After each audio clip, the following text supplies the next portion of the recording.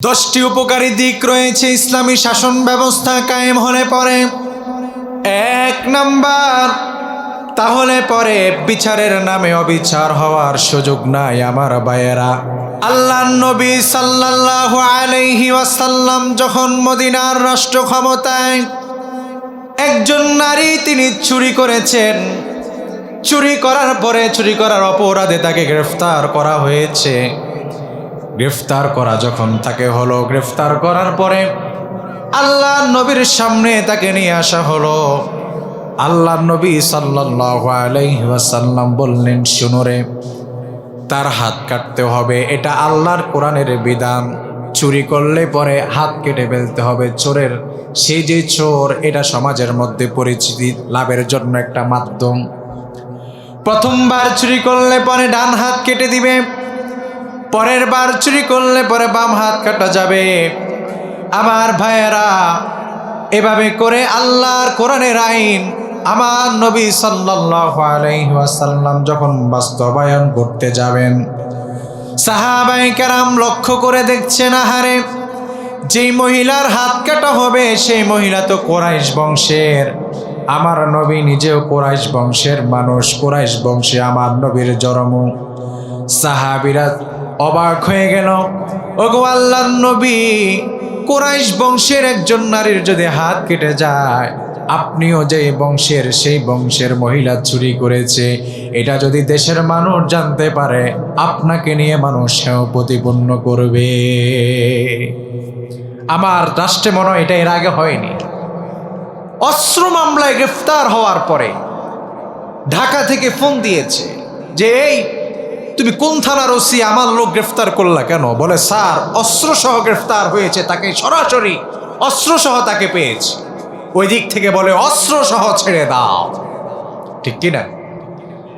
আল্লাহর নবী সাল্লাল্লাহু আলাইহি ওয়াসাল্লামের বংশের নারী চুরি করার পরে ধরা পড়েছে। এমন পরিস্থিতিতে আল্লাহর নবী সাল্লাল্লাহু আলাইহি ওয়াসাল্লাম আল্লাহর দেওয়া বিধান বাস্তবায়ন করবে। সাহাবীরা আশ্চর্য হয়ে নবীর দিকে তাকিয়ে রইলেন, ওগো নবী, কেমন বিচার আপনি করবেন? আল্লাহর নবী হযরতে ওমরের দিকে তাকিয়ে বললেন, ওমর রে, তুমি না কতটা রাগী, তুমি না কতটা কঠোর, তুমি তো ওমর এমন রাগী, তোমার রাগ দেখে আবু জাহেল পর্যন্ত তার একটি কদম সামনে আগানোর সাহস পায় নাই। সেই ওমর, তুমি আজ কেন ঠান্ডা হয়ে গেলে? তুমি আজ কেন গর্জন দিচ্ছ না, তর্জন দিচ্ছ না? তুমি আজ কেন ঠান্ডা হয়ে তাকিয়ে রইলে? কোথায় তোমার সেই ইমানি জজবা? হযরতে আবু বকর সিদ্দিক রাদিয়াল্লাহু তাআলা আনহু, তিনিও তাকিয়ে রইলেন আল্লাহর নবীর দিকে। আল্লাহর নবী বললেন, ওরে আবু বকর, কোথায় রে তোমার সেই তর্জন গর্জন? কোথায় তোমার সেই সিংহের আওয়াজ? তুমি কেন নিজেকে এভাবে লুকানোর চেষ্টা করছো? কথা বলো। সাহাবীরা সবাই মাথা নিচু দিয়ে আছে। আল্লাহর নবী বললেন, শুনো শুনো সাহাবীরা, তোমরা সবাইও যদি তার পক্ষ অবস্থান নাও, তোমরা মনে করেছো আমি তাকে ছেড়ে দিব? আহারে, এটা তো আমার বংশের মহিলা। যদি আমার কলিজার টুকরা কন্যা ফাতেমাও এই কাজ করত, তাহলে পরে আমি ফাতেমার সাথেও একই ব্যবহার করতাম। সুবহানাল্লাহ। আমার ভাইয়ের, আল্লাহ রাব্বুল আলামিন বলছেন, ওয়া ইযা হাকামতুম বাইনান নাসি আন তাহকুমু বিল আদল। ওহে দুনিয়ার মানুষেরা, ওহে দুনিয়ার বিচারকরা, ওহে দুনিয়ার জজরা, শোনো শোনো। ওহে এলাকার মাতাব্বররা, শোনো শোনো। যারা বিচার কার্যালয় পরিচালনা করো, আল্লাহ পাক রব্বুল আলামিন বললেন, শোনো রে, সাবধান, তো যখন তোমরা সমাজের মধ্যে বিচার করবে, তখন তোমরা অবশ্যই সেখানে ইনসাফ কায়েম করবে। চাইও সাবধান, টাকার বিনিময়ে, গভীর রাতে অর্থ লেনদেনের বিনিময়ে, পরিবার পরিজনের দোহাই দিয়ে, আত্মীয় স্বজনের দোহাই দিয়ে বিচারের নামে অবিচার যেন তোমার দ্বারা না হয়। আজকের এই সমাজে যত অপরাধীকে আমরা দেখতে পারি, এই যে কিছুদিন আগে আমার প্রিয় ভাই জুলাই আন্দোলনের অন্যতম সিপাহ সালার শরীফ ওসমান হাদি ভাইকে যে হত্যা করলো শুটার ফয়সাল, আমার ভাইয়েরা আজকের দিনের শুটার সে ছিল না, এর আগেও সে অনেকগুলো এভাবে করে শুট করেছিল। অনেক জায়গায় গুলি করার রেকর্ড আছে, অনেক অভিযোগ তার বিরুদ্ধে আছে। একাধিকবার গ্রেফতার হওয়ার পরেও জামিনে মুক্তি পেল, আবার সে একই অপরাধ সংগঠিত করলো। মূল বিষয় হচ্ছে ইসলামী শাসন ব্যবস্থা যদি কায়েম হয়ে যায়, একবার অপরাধ করার পরে ওই অপরাধী দ্বিতীয়বার মুক্তি পেয়ে আবার অপরাধ করার কোনো সুযোগ নাই, ঠিক কিনা? অপরাধীদেরকে যদি জামিন দেওয়া হয়, সে কি বের হয়ে অপরাধ ছাড়বে না আগের থেকে দ্বিগুণ অপরাধ করবে? কারণ সে তো একবার ট্রেনিং নিয়েই ফেলছে। আগে তো একটু ভয় পেত, হত্যা করলে জানি কি হইতো, একবার মামলা যদি খায় আর একবার জেলে যায় তখন সাহস বেড়ে যায়, আর ডর নাই। কারণ সে জানে আবার গ্রেফতার হবো, আবার ছাড়া পাবো। এজন্য ইসলামী শাসন ব্যবস্থা সেটাই বলে, একবার কেউ যদি খুন করে ফেলে দ্বিতীয়বার আর বাঁচার সুযোগ নাই, তাকেও হত্যার বদলে হত্যা, কোনো সুযোগ। আমার ভাইয়েরা এভাবে করে যদি অপরাধ, এই খুনি তো সমাজের মধ্যে 100 জনের মধ্যে 90 জন তো আর খুনি না, একটাই মাত্র খুনি থাকে। 1000 জন যদি সমাজে থাকে, একটা মাত্র অপরাধী থাকে। আর এই অপরাধীকে যদি নিশ্চিহ্ন করে দেওয়া যায়, তাহলে পরে নতুন কোনো অপরাধী আর মাথা গুজিয়ে ওঠার কোনো সুযোগ নাই। এজন্য আল্লাহ তাআলা বলছেন, শুনো রে বিচারকরা, যখন তোমরা বিচার ফয়সালা দিবে অবশ্যই ইনসাফ ভিত্তিক বিচার কার্যালয় পরিচালনা করবা। বিচারের রায় যেন ইনসাফ ভিত্তিক হয়। আর ইসলামী শাসন ব্যবস্থা যদি কায়েম হয়ে যায়, তাহলে পরে 1 নম্বর বিচারের নামে অবিচার থাকবে। খুনি হওয়া ব্যক্তি, খুন হওয়া ব্যক্তির লাশ কবরে দাফন হওয়ার আগে খুনির কবর রচিত হয়ে যাবে। দর্শিতার লাশ কবরে ঢুকার আগে দর্শকের লাশ কবরে ঢুকে যাবে। এটাই ইসলামী শাসন ব্যবস্থা। আর আমাদের গণতান্ত্রিক শাসন ব্যবস্থার অবস্থা হচ্ছে এটা, খুনি নিরাপদে ইন্ডিয়ায় পালিয়ে যায় আর শহীদের জন্য আর্তনাদ গোটা 16 কোটি মানুষ করছে, কোনো খবর নাই। আর এই ব্যবস্থাটাকে আবার কায়েম করার জন্য আমাদেরকে গাল গল্প শোনানো হচ্ছে। এজন্য ইসলামী শাসন ব্যবস্থা কায়েম হলে পরে 1 নাম্বার লাভজনক কারণ হচ্ছে বিচারের নামে কোনো অবিচার সমাজে থাকবে না। আমার ভাইয়েরা, ইসলামী শাসন ব্যবস্থার 2 নাম্বার ফজিলত আল্লাহ তাআলা বলেছেন পবিত্র কোরআন আল কারিমে, ইসলাম ছাড়া বাকি যা আছে সব হচ্ছে জাহালাত। সব কি জাহালাত? মানে সব হচ্ছে মূর্খতা। ইসলাম একমাত্র জীবন বিধান, এটা যদি কেউ পরিচালিত করতে পারে এই কোরআন অনুযায়ী, গাইডলাইন অনুযায়ী, কেউ যদি তার ব্যক্তিগত জীবন, পারিবারিক জীবন, রাষ্ট্রীয় জীবন পরিচালিত করতে পারে, তাহলে পরে সে সফল কাম। আর এই কোরআনের বাহিরে যদি নতুন কোন বিধান তুমি দেখতে পাও, আল্লাহ বললেন, শুনো রে, এটা হচ্ছে জাহালাত, মূর্খতা। আমি বলি নাই, আল্লাহ বলছেন, আফা হুকমাল জাহিলিয়াতি ইয়াবগুন ওয়া মান আহসানু মিনাল্লাহি হুকমান লিকাউমিন ইউকিনুন। আল্লাহ পাক বলছেন, তারা কি জাহিলি যুগের সেই দিন চায় নাকি? জাহিলি যুগের অবস্থা কেমন ছিল? অপরাধীগুলো অপরাধ করার পরে, ছাড় পেয়ে যাওয়ার পরে তাদের অপরাধগুলো এত বেড়েছে, নিজের আপন কন্যাকে পর্যন্ত হত্যা করতে তারা দ্বিধাবোধ করে না। নিজের কন্যার উপরে তারা নির্যাতন করেছে। আমার ভাইয়েরা, দিন দুপুরে তারা খুন করত, দিন দুপুরে তারা জাহালাতের মধ্যে লিপ্ত হয়ে যেত, দিন দুপুরে তারা জিনার কাজের মধ্যে লিপ্ত হতো, দিন দুপুরের মধ্যে তারা শারীরিক সম্পর্কে লিপ্ত হয়ে যেত। সমাজের অবস্থা এমন হয়ে গিয়েছে, পতিতালয় প্রত্যেকটি মোড়ে মোড়ে অবস্থিত হয়েছে। একটি মেয়ে যখন দুনিয়াতে জন্মগ্রহণ করত, পিতারা দেখতো এই মেয়ে যদি বড় হয়ে যায়, এই মেয়ের জন্য রাষ্ট্রীয় কোনো সম্মান নাই। এই মেয়েকে তারা শেষ পর্যন্ত, এই মেয়ে যদি বড় হয় তাহলে পরে এর বিবাহ দেওয়ার মতো কোনো বৈধ ব্যবস্থা ছিল না। এই মেয়েকে সে বিভিন্ন পরকীয়ায় লিপ্ত হতো, বিভিন্ন প্রকারে তার দেহকে সে বিক্রি করত। তারপরে তার মেয়ে যখন বিভিন্ন জায়গায় যৌনাচারে লিপ্ত হতো, এলাকার মানুষেরা তার বাবাকে নিয়ে হেয় প্রতিপন্ন করত। এই কষ্ট কোনো পিতা ভিতরে নিতে পারত না। এই কারণেই তারা মেয়ে সন্তানকে অভিশাপ মনে করত, আর এজন্যই তারা মেয়ে সন্তানদেরকে হত্যা করে ফেলতো। আবার ভাইয়েরা, বিবাহের এক কঠিন রীতিনীতি ছিল। একটি মেয়ের বিবাহের বয়স হলে পরে যেই ছেলের সাথে বিবাহ হবে তার সাথে বাসর করার পূর্বে এলাকাতে কিছু পালোয়ান যুবক থাকতো, ওই যুবকদের সাথে তাকে থাকতে হতো। তাকে থাকার পরে সেখানে ওই মেয়ের পেটে যতক্ষণ পর্যন্ত বাচ্চা কনসেপ্ট না করবে ততক্ষণ পর্যন্ত ওই মেয়ের সাথে জিনা যৌনাচারে লিপ্ত হতো। যখনই বাচ্চা তার পেটে আসতো তারপর তাকে বিবাহ দেওয়া হতো। আপনি একটু চিন্তা করেন কেমন যুগ ছিল সেই যুগ। এখন আমার দেশের অবস্থাও দেখেন, মোড়ে মোড়ে বাজারে বাজারে আবাসিক হোটেলের নামে দেহ ব্যবসা আছে না নাই? আবার ভাইয়েরা, এভাবে করে করে মোড়ে মোড়ে পতিতালয় নীরবে নিবৃত্তিতে গড়ে উঠছে। আমার দেশের যুবকেরা 31st নাইট সামনে আসছে, সেই দিনে দেখবেন তারা কক্সবাজার চলে যাবে গার্লফ্রেন্ড নিয়ে, বয়ফ্রেন্ড নিয়ে। একটা সুন্দর দিন আসলে, 14ই ফেব্রুয়ারি আসলে, 21শে ফেব্রুয়ারি মাতৃভাষা দিবস, ওদের কোনো খবর নাই।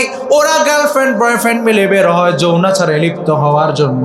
আমি ব্যক্তিগতভাবে এই ডিসেম্বরের 16 তারিখ মাহফিল ছিল কক্সবাজার, সেখানে যাওয়ার পরে আমি কোনো হোটেল পাই না। বললাম ভাই সাহেব হোটেল পাই না কেন? কয় হুজুর বিজয় দিবস উপলক্ষে প্রচুর টুরিস্ট বাংলা আমাদের এখানে এসেছে, তাই তো সব হোটেল বুকিং হয়ে গিয়েছে। আমার ভাইয়েরা, এই হচ্ছে বাংলাদেশের অবস্থা।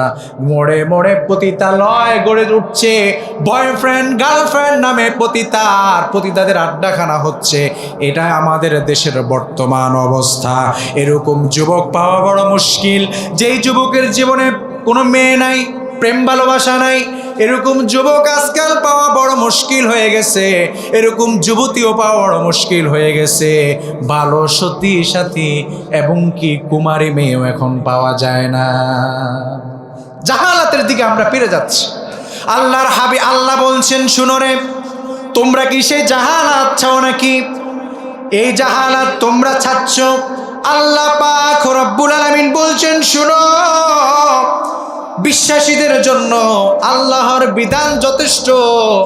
আর যারা আল্লাহকে বিশ্বাস করে না, আল্লাহর আইনে বিশ্বাস করে না, যারা এগুলো তারা প্রমোট করে, আল্লাহ পাক রব্বুল আলামিন বলছেন তারা স্বয়ং আল্লাহর কোরআনকে তারা অস্বীকার করে, আল্লাহর কোরআনের বিধানকে তারা অস্বীকার করে।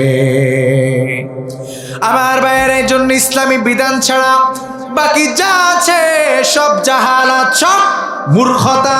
যদি আমাদের জন্য মূর্খতাই না হতো, স্বাধীনতার 54 বছর পরবর্তীতে একটি মেয়ে এবং একটি ছেলে একটি রুমে একত্রিত থাকার জন্য যে বিবাহ আবদ্ধ হওয়াটা আবশ্যক ছিল, সেই বিবাহ বন্ধনে আবদ্ধ হয়েছে কিনা এটা থাকার জন্য হোটেলগুলোতে দাঁড়ায় না। যদি আজ আমার দেশে ইসলামী শাসন ব্যবস্থা কায়েম হয়ে যেত, তাহলে পরে প্রত্যেকটি হোটেলে নীতিমালা থাকতে হতো। হোটেলে কোনো নারী এবং পুরুষ যদি একত্রে থাকতে হয়, তাহলে পরে তারা যে বিবাহ করেছে বিবাহর সনদ সেখানে শো করতে হবে। আমার ভাইয়েরা, ইসলামী শাসন ব্যবস্থা কায়েম হলে পরে, ইসলামী শাসন ব্যবস্থা কায়েম না হলে, 3 নাম্বার পয়েন্টে যাচ্ছি, ইসলামী শাসন ব্যবস্থা কায়েম না হলে আল্লাহর কোরআনের বহু আয়াত সেটা আমাদের না জানা থাকে। আমার ভাইয়েরা, আমরা জানি আল্লাহর কোরআনে আমার আল্লাহ তাআলা নামাজের কথা বলেছেন, জানেন তো? জানেন না? এই কোরআনে জিনার কথা আছে, জানেন তো? জিনা করা যাবে না। আমার ভাইয়েরা, এই কোরআনে পর্দার কথা আছে, এই কোরআনের সকল কথা আছে, কিন্তু এই কোরআনের সবগুলো আয়াত যদি আমরা মানি, কিন্তু শাসন ব্যবস্থায় যদি এই কোরআন আমরা না নিতে পারি, অনেক আয়াত গোপন থেকে যায়। যেমন আল্লাহ পাক রব্বুল আলামিন বলছেন, ওয়াস-সারিকু ওয়াস-সারিকাতু ফাকতাউ আইদিয়াহুমা, চোর নারী হোক বা পুরুষ হোক ডান হাত কেটে দাও। কথা কার?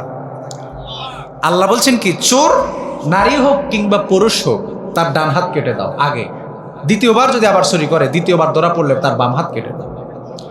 আমার ভাইয়েরা, তাহলে দেখুন আল্লাহ পাক বলছেন, শোনো, যদি তুমি ইসলামী শাসন ব্যবস্থা কায়েম হয়ে যায় তাহলে পরে এই আইন পাশ হবে, এই আইন পাশ হলে পরে এই আয়াতের উপর আমল হবে। এখন ইসলামী শাসন ব্যবস্থা যেহেতু কায়েম হয় না, নাই, তাহলে কি এই আয়াতের উপর আমল করার কোনো সুযোগ আছে? তারপরে আমরা একটা আমল থেকে বঞ্চিত হয়ে গেলাম না?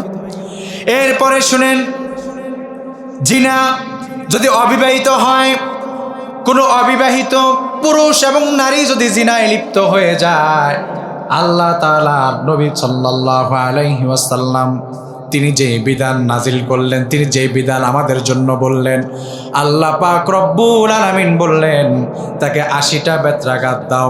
কয়টা বেত্রাঘাত? 80টা বেত্রাঘাত। আহারে আমার ভাইয়েরা, হযরত ওমর রাদিয়াল্লাহু তাআলা আনহুর আমলে ওনার বংশলয় অথবা ওনার শাসন আমলে এরকম একটা যুবক ছিল, জিনায় লিপ্ত হওয়ার পরে 80টা দোররা তাকে দেওয়া হবে। 60টি দোররা দেওয়ার পরে তার ইন্তেকাল হয়ে গেল, তাকে কবরে দাফন করা হলো। কবরে দাফন করার পরে বাকি 20টা, যে 20টা বাকি রয়েছে তা কবরের উপরে দেওয়া হয়েছে। এটা হচ্ছে ইসলামী শাসন ব্যবস্থা। আমার ভাইয়েরা, এজন্য অবিবাহিতরা যদি জিনায় লিপ্ত হয়, 1 নাম্বার তাদের শাস্তি হচ্ছে তাদেরকে 80টা দোররা দেওয়া হবে, আর অথবা তাদেরকে 1 বছরের জন্য নির্বাসনে পাঠিয়ে দেওয়া হবে। এটা হচ্ছে আল্লাহর কোরআনের আইন। আর আমাদের সমাজে একটা সিস্টেম হচ্ছে কি জানেন, যদি নারী পুরুষ ধরা খায়, জিনায় যদি লিপ্ত হয়, আমরা তাদেরকে বিয়ে পড়িয়ে দেই। এই বিয়েও হবে না এবং এই জাতীয় কাজ যারা করবে তারাও পাপিষ্ঠ। এটা মাসালা আমরা জানি না। পরকীয়ায় স্বামী প্রবাসে থেকে ধরা পড়ছে, ধরা পড়লে পরে বিয়ে পড়িয়ে দেন, না, এটা বিয়ে হবে না। সকল মুফতি সাহেবরা এই ব্যাপারে একমত, বিয়ে হবে না। বরং বিয়ে না দিয়ে যদি আমরা আল্লাহর কোরআনের আইন সমাজে বাস্তবায়ন করতাম, উপযুক্ত শাস্তির আওতায় তাদেরকে নিয়ে আসা হতো। আর বিবাহিত হলে পরে, যদি তারা বিবাহিত হয়, বিবাহিত নারী পুরুষ হলে পরে বুক পর্যন্ত মাটিতে গাড়িয়ে তাকে চতুর্দিক থেকে পাথর নিক্ষেপের মাধ্যমে যদি হত্যা করা হতো, তাহলে পরে দ্বিতীয়বার এই কাজ করার সাহস কারো হতো না। কিন্তু এখন তো এই কাজ করেই ধরা পড়বে আর এলাকার মানুষ বিয়ে পড়ায় দিবে, এই কাজ করেই এই উদ্দেশ্য। ঠিক করে যে দোস্ত আমি যাচ্ছি এই কাজের জন্য, তুই বাহির থেকে চিল্লে মেতে 10 জন জোগাড় করবি, এটা তো কি করবে, মাইরা দুইরা বিয়েটাই ফোড়াই দিবি, এটাই তো চাই পূর্ণতা। অথচ এই বিয়েও হবে না এবং এই কাজ যারা করাবে তারাও হারামে লিপ্ত। যে এই কাজের পরে, বিবাহের পরে যত সহবাস করবে সবগুলা আল্লাহর দরবারে জিনা হিসাবে রূপান্তরিত হবে, এই বিয়ের হওয়ার সুযোগ নাই। আমার ভাইয়ারা, ইসলাম আমাদেরকে সেটাই বলছে। আজকের সমাজ এক অধঃপতনের দিকে যাচ্ছে। এক মহিলা আল্লাহর নবীর সামনে এসেছে, আল্লাহর নবী মুখ ঘুরিয়ে নিলেন, ওই মহিলা আবার রাসূলের ডান দিকে বসলেন, নবী আবার বাম দিকে মুখ ফিরিয়ে নিলেন। এভাবে করে একাধিকবার হওয়ার পরে আল্লাহর নবী বললেন, মহিলা তুমি কি চাও, কে বলতে চাও? বলে, ওগো নবী, আমি জিনা করেছি, আপনি আমাকে শাস্তি দিন। আল্লাহর নবী বললেন, তুমি জিনা করবা? বলে, তুমি জিনা করেছো, এখন তোমার অবস্থা কি? বলে, ইয়া রাসূলুল্লাহ, আমার গর্ভে সন্তান চলে এসেছে। আল্লাহর নবী বললেন, যেদিন তোমার সন্তান দুনিয়াতে আসবে সেদিন আসবে, কারণ তুমি অপরাধ করেছো, তোমার গর্ভে যে সন্তান সেটি অপরাধ করে। এজন্য শুনেন আরেকটি বিষয়, বাচ্চা, পেটের বাচ্চা নষ্ট করে এরকম জালেম হত্যাকারী কি নাই? আছে। মায়ের যদি মৃত্যুর ঝুঁকি না থাকে, মৃত্যুর ঝুঁকি, যে সন্তান পেটে হলে পরে মৃত্যু হয়ে যেতে পারে, এই ঝুঁকি যদি না থাকে, এই ছাড়া যদি বিভিন্ন মান সম্মানের ভয়, বিভিন্ন রকম কারণ দেখিয়ে যদি ওই বাচ্চাকে নষ্ট করে দেওয়া হয়, ওই মা এবং যারা এই কাজ করেছে সবাই হত্যাকারী হিসেবে আল্লাহর দরবারে কিয়ামতের ময়দানে দাঁড়াতে হবে। আমার ভাইয়েরা, ভালো করে বুঝবেন, এগুলো গুরুত্বপূর্ণ আলোচনা। আল্লাহর হাবিব সাল্লাল্লাহু আলাইহি ওয়াসাল্লাম বললেন, তোমার গর্ভে সন্তান আছে, এই সন্তান যেদিন জন্মগ্রহণ করবে তারপরে তুমি আসবে।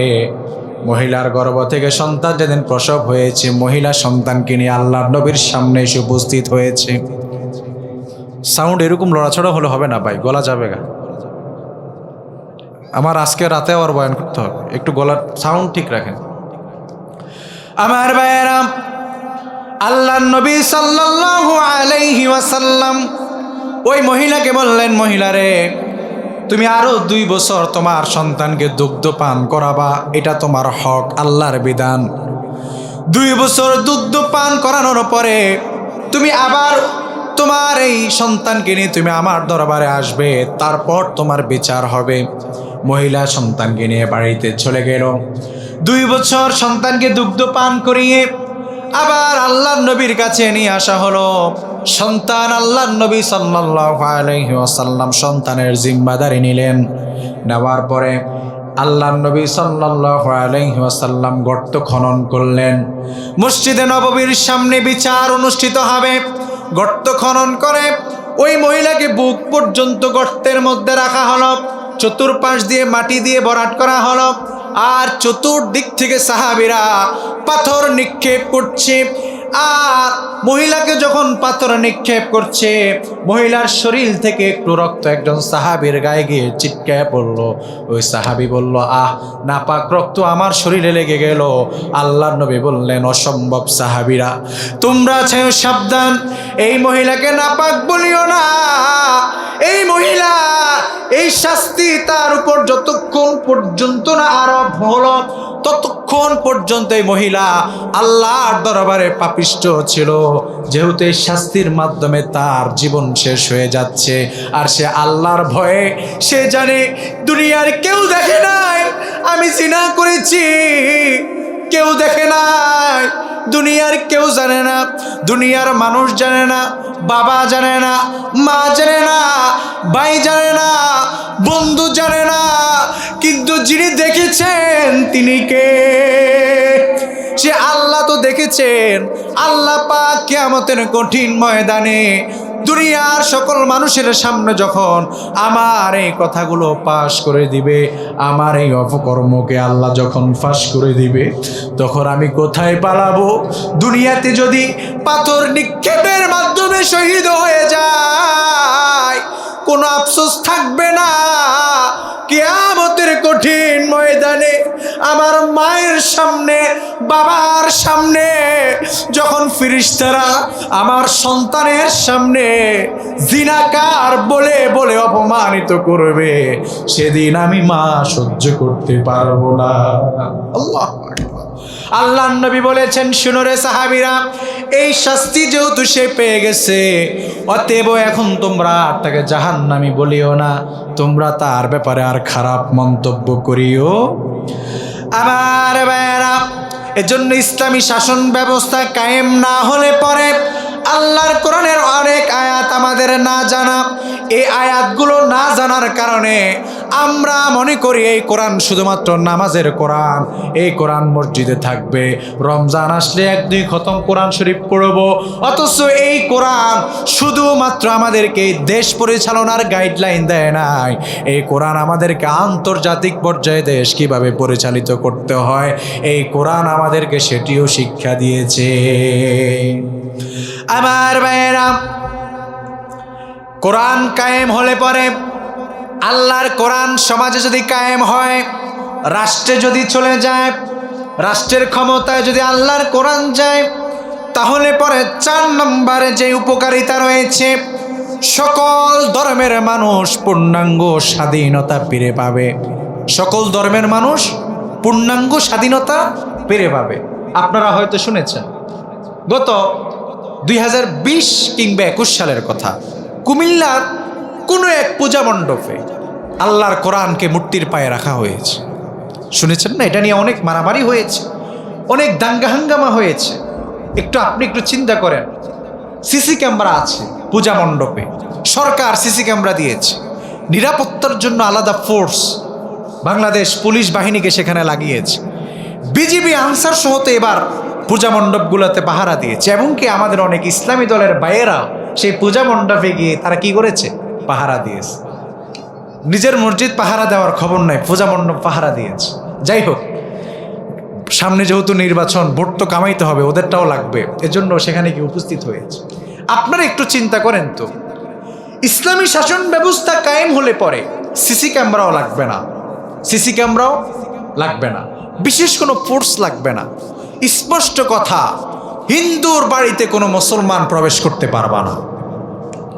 আচ্ছা আপনি একটু বলেন তো, আপনি নামাজ পড়তেছেন, মসজিদে পড়তেছেন, আপনি হঠাৎ দেখতে পেলেন একজন হিন্দু আপনার মসজিদে প্রবেশ করেছে, আপনার কেমন লাগবে বলেন? আপনি মুসলমান হয়ে তার ধর্মীয় উপাসনালয় মন্দিরে আপনি কোন লজ্জায় কোন শরমে আপনি সেখানে উপস্থিত হলেন? আপনি যাওয়ার কারণে তার ইবাদতের বিঘ্ন ঘটছে।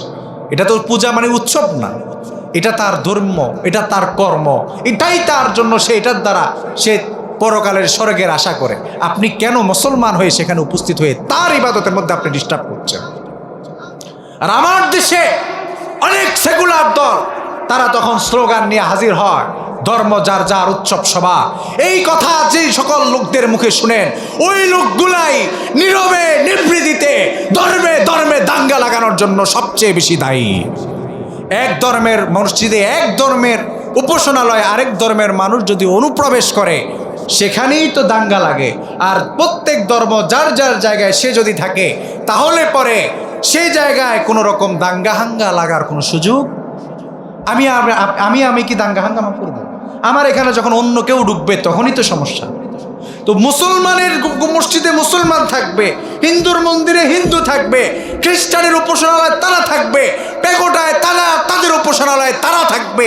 সেখানে আমি বিধর্মী হয়ে যদি তাদের এখানে প্রবেশ করি, অন্য ধর্মের হয়ে যদি তাদের ধর্মীয় উপাসনালয়ে প্রবেশ করি, তাহলেই তো পরে দাঙ্গা হাঙ্গামা লাগে।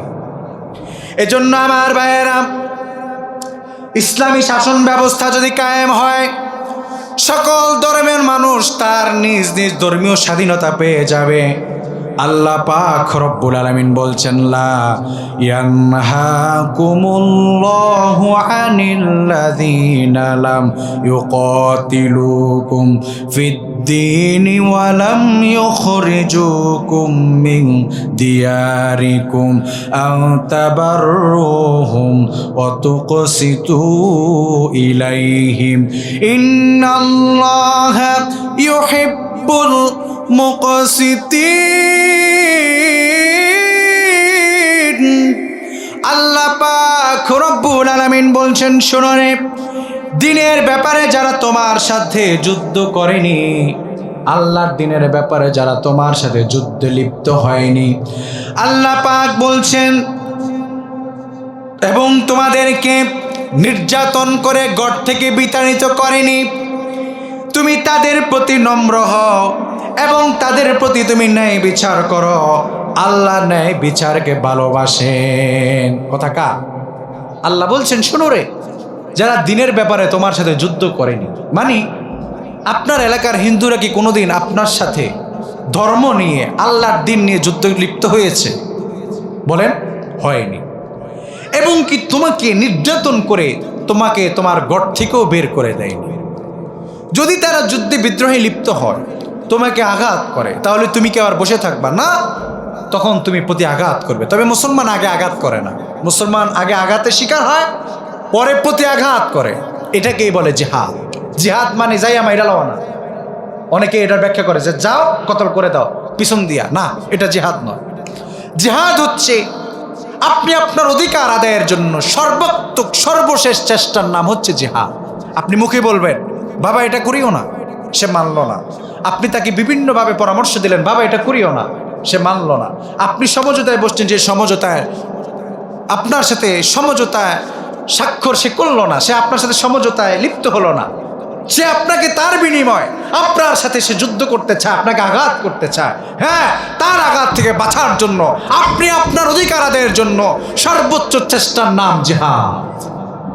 আমার ভাইয়েরা, সে তোমাকে ঘর থেকে বের করে দেয় নাই, সে তোমাকে আঘাত করে নাই, আল্লাহর দিনের ব্যাপারে সে যুদ্ধও করে নাই, তাহলে তুমি চাও সাবধান, তার সাথে তুমি কঠোর হইও না, বরং তুমি তার প্রতি নম্র হও, ভদ্র হও। সামাজিকভাবে তুমি তার সাথে নম্র ভদ্র হয়ে চলবে এবং তাদের কেন্দ্রিক যখন বিচার তোমার কাছে আসবে, তুমি অবশ্যই তাদের উপর ন্যায় বিচার করবা। কি করবা? ন্যায় বিচার করবা।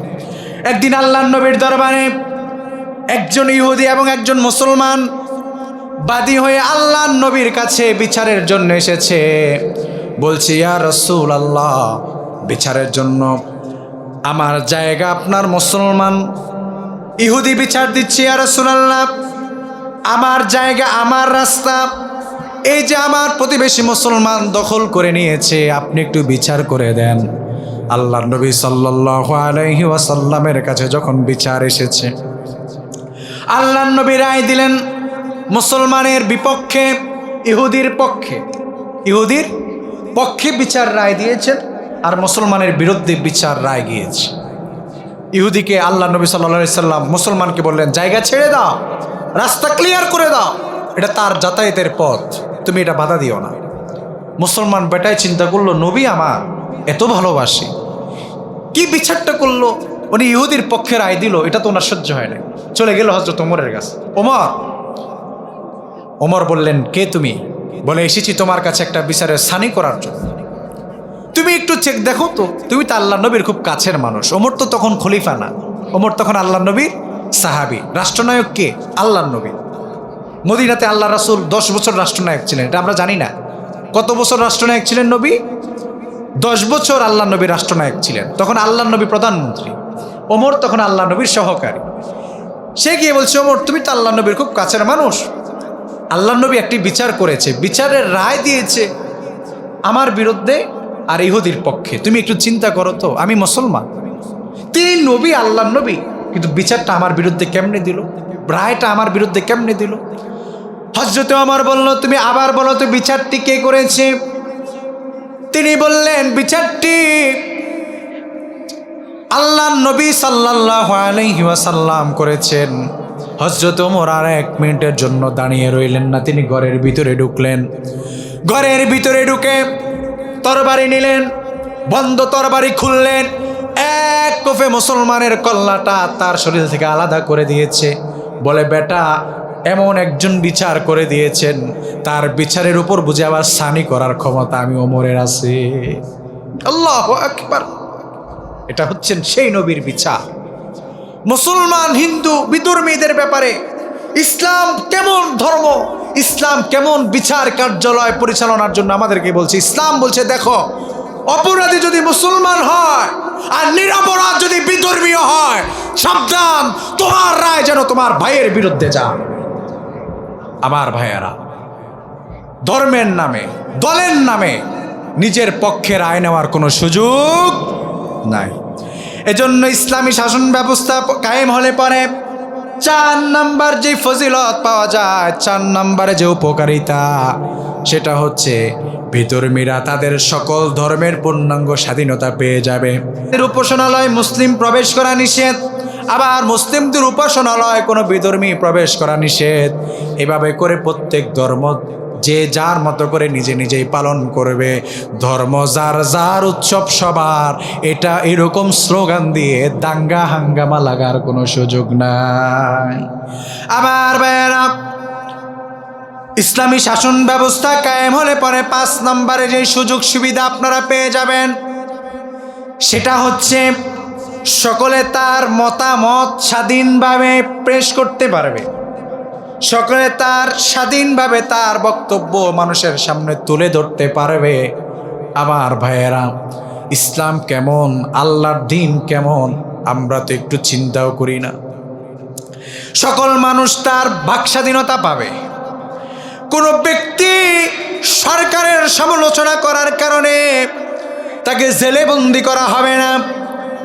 আলেম ওলামারা তো গত 15 বছরে স্বাধীনভাবে কথাও বলতে পারে নাই। আল্লাহর কোরআনের তাফসির করার পরে ঠিকমতো নিরাপদে বাড়িতেও যেতে পারে নাই, রাস্তাঘাটে হামলা করেছে এবং কি স্টেজে পর্যন্ত হামলা করেছে, কিন্তু এগুলার কোনো বিচারও হয় নাই, প্রশাসনিক কোনো ব্যবস্থা নেওয়া হয় নাই। আর আল্লাহর কোরআন যদি সমাজের মধ্যে কায়েম হয়ে যায়, সকলেই সকলের মতামত সুন্দরভাবে স্বাধীনভাবে পেশ করতে পারবে। কিন্তু মতামত যদি পেশ করতে হয় সেটা স্বাধীনভাবে পেশ করবে, কিন্তু তাই বলে আল্লাহ এবং তার নবী সাল্লাল্লাহু আলাইহি ওয়াসাল্লামকে নিয়ে কথা বলার সুযোগ নাই। এবং কোনো মুসলমান তাদের দেবদেবিতা নিয়ে কোনো রকম কটাক্ষ করার কোনো সুযোগ নাই, কারণ ধর্ম মানুষের আবেগের জায়গা। আপনি যদি তাদের দেবতা নিয়ে গালি দেন, তারাও আপনার নবীকে নিয়ে গালি দিবে। এজন্য আমি বলি, আল্লাহর নবী এবং আল্লাহকে নিয়ে যারা কটাক্ষ করে এরা যেমন অপরাধী, মুসলমানদের মধ্যেও যারা তাদের দেবতা নিয়ে কটাক্ষ করে তারাও ঠিক তেমনই অপরাধী। কেন আপনি কেন তাদের দেবতা নিয়ে, তারা যাকে নিয়ে পূজা করে তাকে নিয়ে আপনি কেন কটাক্ষ করেন, হাসি ঠাট্টা করেন? তারা তাদেরটা করতেছে, আপনি কেন তাদেরকে গিয়ে সেখানে তাদের ব্যাপারে আপনি জাতীয় হাসি ঠাট্টা করেন? তো তারাও তো আপনার নবীকে নিয়ে হাসি ঠাট্টা করেন। এজন্য ইসলামী শাসন ব্যবস্থা কায়েম হলে পরে এই জিনিসটা থাকবে। আমার নবী সাল্লাল্লাহু আলাইহি ওয়াসাল্লামের আকাশচুম্বী শান মান মর্যাদা নিয়ে যদি কেউ কোনো রকম বিদ্রূপ করে কলম ধরে, আল্লাহর হাবিব সাল্লাল্লাহু আলাইহি ওয়াসাল্লামের সম্মান খাটো করে যদি কেউ কিছু লিখে, যদিও আল্লাহর নবী সাল্লাল্লাহু আলাইহি ওয়াসাল্লাম তার জীবদ্দশাগুলো মাফ করে দিয়েছেন। আল্লাহর নবী সাল্লাল্লাহু আলাইহি ওয়াসাল্লাম তিনি কেমন মানুষ ছিলেন? একদিন আল্লাহর নবী বসে আছেন, একজন ইহুদি পিছন থেকে আল্লাহর নবীকে গালিগালাজ করছে। আল্লাহর নবী চুপ করে বসে আছেন, তিনি মুস্কি মুস্কি হাসছেন। আবু বকর পাশে বসে আছে, আবু বকরের শরীরে জালজালা সৃষ্টি হয়ে যাচ্ছে। আবু বকর এত নম্র সাহাবী, তিনি বললেন, ইয়া রাসূলুল্লাহ, আপনি বলবেন আর আমি এই জালেমের শরীর থেকে কল্লা আলাদা করে দিব। আল্লাহর নবী সাল্লাল্লাহু আলাইহি ওয়াসাল্লাম কোনো কথা বলছেন না, তিনি চুপচাপ বসে আছেন।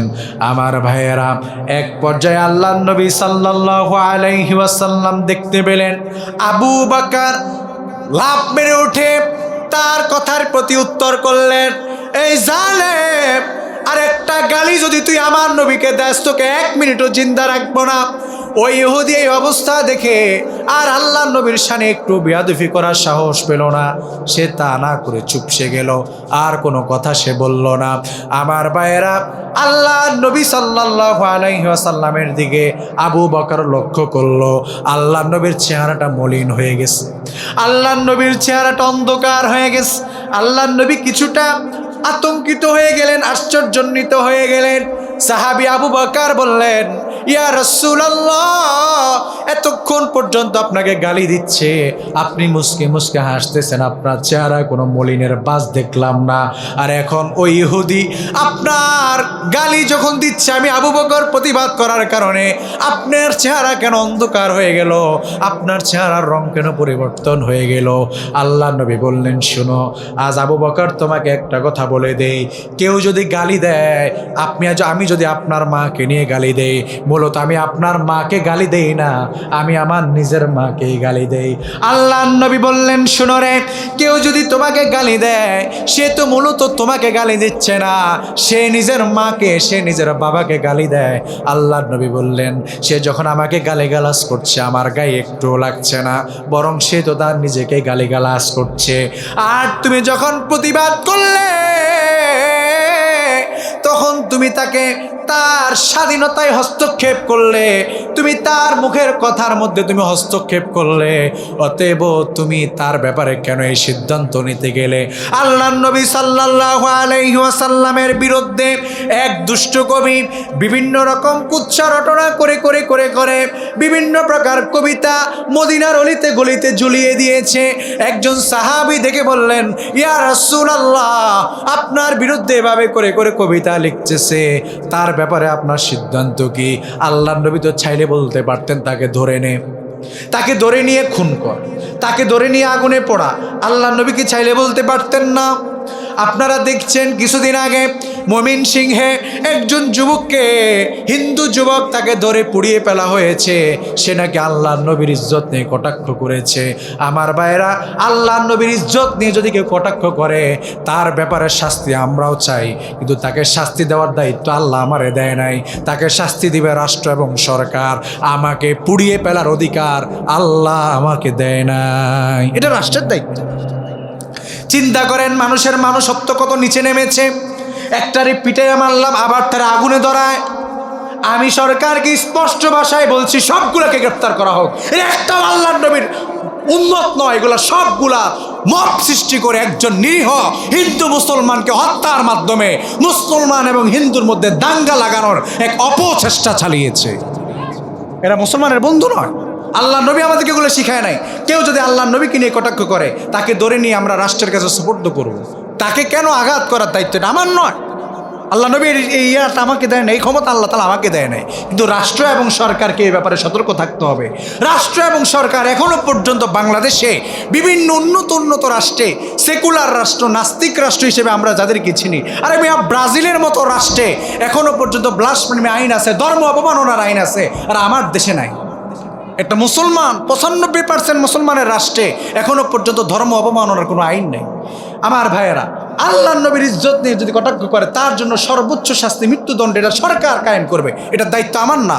সরকার করতে ব্যর্থ বিধায় মাঝে মাঝে জনগণ হাতে লাঠি নিতে হয়। এজন্য আমি সরকারকে অনুরোধ করছি, জনগণ এসব আইনহীন কাজ তখনই ছাড়বে আপনারা যদি আপনাদের আইন বাস্তবায়ন করেন, ঠিক কিনা আমার ভাইয়েরা? এজন্য আমাদের প্রাণের দাবি, আল্লাহ নবীকে নিয়ে যদি কেউ কটাক্ষ করে কথা বলে তার সর্বোচ্চ শাস্তি মৃত্যুদণ্ড রাষ্ট্রীয়ভাবে আইন করতেই হবে।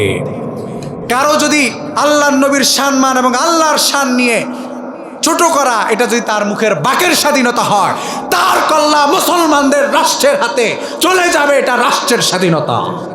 আমার ভাইয়েরা, এজন্য আল্লাহর নবী এবং কোনো ধর্মের কোনো বিশেষ ব্যক্তি, কোনো ধর্মের বিশেষ কোনো তারা তাদের ধর্ম যারা তারা খোদা হিসেবে গ্রহণ করেছে, তাদের ব্যাপারে কোনোভাবে কটাক্ষ করার কোনো সুযোগ নাই।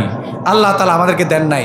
বাক স্বাধীনতা বলতে বোঝায় আপনার রাষ্ট্রের যে কোনো ভুল ভ্রান্তি আপনার নজরে পড়েছে, আপনি স্বাধীনভাবে সেটা প্রকাশ করার স্বাধীনতার নামই হচ্ছে বাক স্বাধীনতা।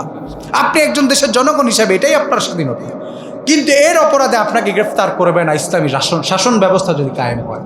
আপনি একটু চিন্তা করেন, সরকারের স্বাভাবিক সমালোচনা করার কারণে আমাদের অনেক আলেম ওলামাদেরকে গ্রেফতার হতে হয়েছে। আর ইসলামী শাসন ব্যবস্থার প্রধানদের অবস্থা আপনি দেখেন। সাইয়্যিদিনা ওমর ফারুক রাদিয়াল্লাহু তাআলা আনহু, তিনি যখন রাষ্ট্র ক্ষমতায়, একদিন তিনি মসজিদে নববীতে যখন খুতবা দেওয়ার জন্য দাঁড়িয়েছেন, একজন দেশের জনগণ ডাক দিয়ে বললেন, ওমর, রাষ্ট্রের পক্ষ থেকে তুমি সবাইকে জামা কাপড় হাদিয়া দিয়েছো জামা বানানোর জন্য। তোমার জামাটা একদম তোমার শরীরে পিঠ ঠিক আছে, একদম লম্বা চূড়া, হাতায় টাতায় সব দিক দিয়ে কি আছে ঠিক আছে, কিন্তু তুমি আমাকে যে কাপড়টা দিয়েছো, এই কাপড় দিয়ে তো আমার ঠিক মতো জুব্বা বা পাঞ্জাবি আমার কাপড় আমার হয় নাই। তাহলে নিশ্চয়ই তুমি বেশি নিয়েছো প্রধানমন্ত্রী হিসাবে। প্রধানমন্ত্রী হিসাবে, দেশের কর্মী হিসাবে তার ভিতরে এটা থাকতেই পারে, নিতেই পারেন তিনি আলাদা সুযোগ সুবিধা। কিন্তু ওমরের চিন্তা দেখেন। হযরত ওমর বললেন, দেখেন একজন দেশের সাধারণ মানুষের প্রশ্নের জবাব সাইয়্যিদিনা ওমর দিচ্ছেন। ওমর বললেন, তুমি আমার সন্তান আব্দুল্লাহর দিকে তাকাও। সেই সন্তানের দিকে, আচ্ছা শেষ করে দিচ্ছি। আমার ভাইয়েরা, আল্লাহ নবী সাল্লাল্লাহু আলাইহি সাল্লামের সাহাবী হযরত ওমর, তিনি বলছেন, শুনো রে, আমার সন্তান আব্দুল্লাহর দিকে তাকাও, আব্দুল্লাহর দিকে লক্ষ্য করো, দেখো আব্দুল্লাহর শরীরে কোনো নতুন জামা নাই। আমার সন্তানের কাপড়টা আমার কাপড়ের সাথে মিলিত হওয়ার কারণে আমারটা ঠিকঠাক হয়েছে। এটা হচ্ছে একজন মুসলিম দেশের প্রধানমন্ত্রীর অবস্থা। আমার ভাইয়েরা, ইসলামী শাসন ব্যবস্থা কায়েম হলে পরে 6 নম্বর যে উপকারিতা, অন্যায় অপরাধ থাকবে না। অন্যায় অপরাধ কমে যাবে যখন দেখবে অন্যায় অপরাধ হওয়ার পরপরই সেগুলোর বিচার সাথে সাথে কার্যকর হয়ে যায়, তখন আস্তে আস্তে করে অপরাধীরা সতর্ক হয়ে যাবে আর অপরাধী সমাজে সংগঠিত হবে। 7 নম্বর, বেকারত্ব দূর হয়ে যাবে। আজকের এই সমাজ, অনেক যুবকেরা, অনেক ডিগ্রিধারী যুবকেরা বসে আছে ডিগ্রি নিয়ে, কোনো চাকরি নাই। এজন্য আমার ভাইয়েরা, ইসলামী শাসন ব্যবস্থা যদি কায়েম হয়ে যায় তাহলে পরে যুবকেরা বেকারত্বহীন হয়ে যাবে, সমাজের মধ্যে কোনো বেকারত্ব থাকবে না। বিশেষ করে আমাদের সমাজে আজকে সুদ ঢুকে গেছে খুব সূক্ষ্মভাবে। ইসলামী শাসন ব্যবস্থা কায়েম হলে পরে সুদ যখন নিষিদ্ধ হয়ে যাবে, আপনি এবার চিন্তায় পড়বেন, আল্লাহ, সুদ যদি বন্ধ হয়ে যায় তাহলে আমরা কোথা থেকে চলবো, দরিদ্রতা কিভাবে চলবে? আল্লাহ তাআলা দরিদ্রতার সাথে যুদ্ধ করার জন্য, সুদ ব্যবস্থার বিরুদ্ধে আর লড়াই করার জন্য আল্লাহ তাআলা যাকাত ব্যবস্থা দিয়েছেন। যাকাত ব্যবস্থা এটা হচ্ছে সুদ ব্যবস্থার বিরুদ্ধে লড়াইয়ের একটা মাধ্যম। ধরেন আপনার এই বীরবাগ গোয়ালি এলাকার যতজন মানুষ আছে, এই বীরবাগ গোয়ালি মসজিদের সভাপতি তিনি উদ্যোগ নিলেন যে এই বীরবাগ গোয়ালিতে যত মানুষ আছে সকলের যত টাকা জাকাত আসে এগুলো তারা এদিক সেদিক না দিয়ে সবগুলো জাকাত সভাপতির আমানতের দায়িত্বে রেখে ওনার কাছে এগুলো দিয়ে দিবে। সুপুরা বীরবাগ গোয়ালি থেকে জাকাতের একটি অংশ ধরেন 2 লক্ষ টাকা উঠেছে। কত লক্ষ? 2 লক্ষ টাকা। এখন বীরবাগ গোয়ালির এই দায়িত্বশীলরা চিন্তা করলো এই 2 লক্ষ টাকা যদি 500 টাকা করে আমরা দিতে পারি তাহলে 400 জন মানুষকে দেওয়া যাবে। কত মানুষ? 400 জন মানুষকে দিলে 500 টাকা করে দেওয়া যাবে।